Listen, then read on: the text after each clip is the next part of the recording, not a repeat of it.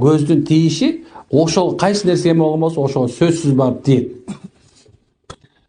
Эми бул шейх айтат экен. Эми кантип көз тийгенден сактанам десе, бул жерде биринчи айткан нерсеси ушул экен.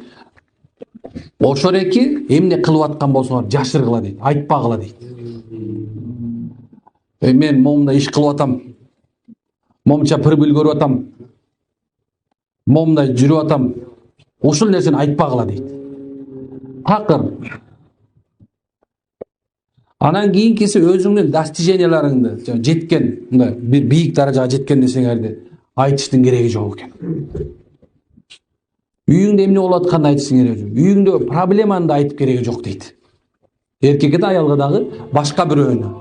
Аны билбейсиң да кимдин көзү ок экенин.